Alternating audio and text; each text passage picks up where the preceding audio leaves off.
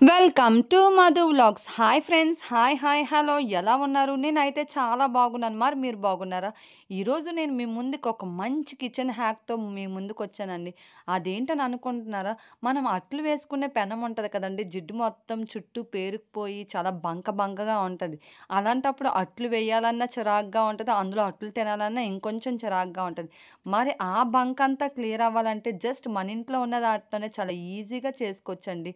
మరి ఇంకెందుకు late? Let us start. మనకి ఫస్ట్ చూసారా ఈ పెనాన్ని మనం ఎలాగ గ్రీజ్ అంతా పోగొడుతున్నామో చూద్దాం. మన ఇంట్లో ఉన్న సాల్ట్ చాలండి. ఈ సాల్ట్ ఒక్కటితోనే మనం కంప్లీట్‌గా నీట్‌గా చూపించొచ్చు. ఫస్ట్ సాల్ట్ మొత్తం స్ప్రెడ్ చేయండి. స్ప్రెడ్ చేసి స్టవ్ ఆన్ చేసి ప్యాన్‌ని మనం స్టవ్ మీద పెట్టుకొని అది కొంచెం హీట్ అయిన తర్వాత జస్ట్ 5 మినిట్స్ 5 మినిట్స్ కూడా కాదు. ఒక 2 మినిట్స్ ఉంచండి. అలా ఉంచని దాన్ని ఆ సాల్ట్ మొత్తాన్ని స్ప్రెడ్ చేస్తూ ఉండండి.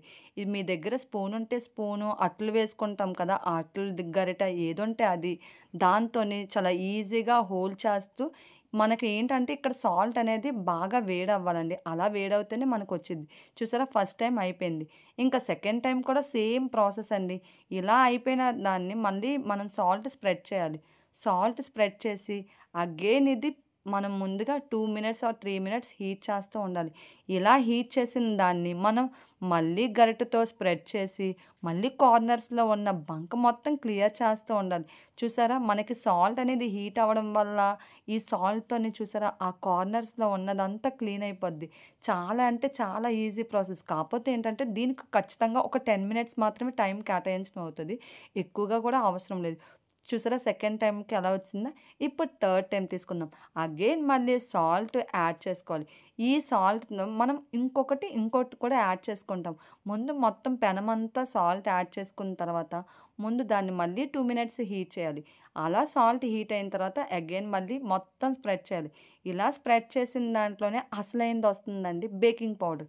మన బేకింగ్ పౌడర్ అంటే ఇంట్లో కామన్‌గా ఉన్నదే. అందరికీ తెలిసిందే ఈ బేకింగ్ పౌడర్ అనేది. బేకింగ్ పౌడర్‌తో ఎన్ని యూజెస్ ఉంటాయో మీకేం తెలుసు? కానీ బేకింగ్ పౌడర్ వల్ల మనకి కిచెన్ హ్యాక్స్ చాలా ఉన్నాయండి. మనం baking powder 1 table spoon add చేసుకోవాలి ఈ సాల్ట్‌లోని. స్టవ్ ఆఫ్ చేసుకోవాలి. స్టవ్ ఆఫ్ చేసుకొని యాడ్ చేసుకోవాలి. ఇలా యాడ్ చేసుకున్న దాన్ని మొత్తం మళ్ళీ పెనం మొత్తం స్ప్రెడ్ చేయాలనమాట. ఇలా స్ప్రెడ్ చేస్తూనే మనం అది ఎక్కడెక్కడ బంక అదంతా ఉందో దాన్నలా మనం క్లియర్ చేస్తూ ఉండాలి. చూసారా?